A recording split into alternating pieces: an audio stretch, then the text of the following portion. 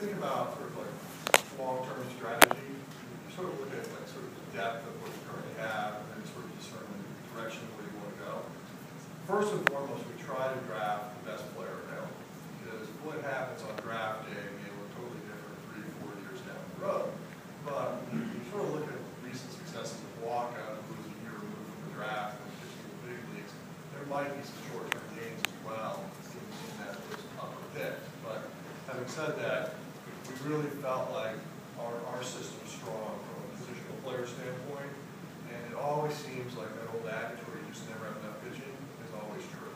So, we didn't just say we're going to get pitching, but where we were picking on that given moment, that was sort of the best opportunities we had.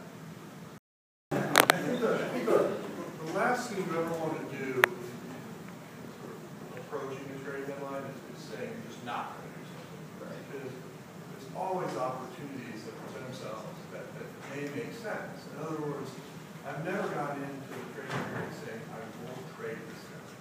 Deep down, I may say, look, I'm not going to move Oscar Tavares, but if somebody were to offer me 3 Oscar Tavares, there's a logical sense to do it, right? So I do think, though, like sort of the cardinal methodology, if you will, of how we look at things is it's no different than when you're looking to do a purchase. If you feel like you're getting a fair deal, you're willing to do it. What you don't want to end up doing is making an irrational decision where we're so knee-jerk for today that we forget about tomorrow.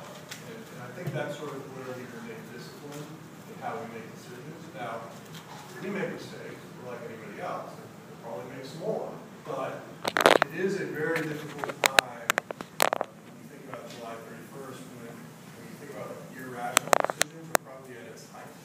Because people are either playing for keeps, they're either in or they're out. It's like you go to the roulette table, you're putting it on red or black, and that's how it is. So when that's happening, people tend to overpay at that point.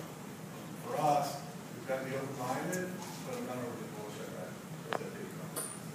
Now, Paul, you had a question, and then we'll wrap up there. This is kind of along the lines of player development. Just what do you think are maybe some of the key characteristics that have allowed you guys to develop your players so well to where they're so ready when they do get to the major league level? Well, a little pat on the back for the player development group as a whole. I think about 7-8 years ago we went to a more dramatic curriculum or personalized curriculum for each player, and it's much more than just what happens between the lines. A lot of it's what happens off the field as well.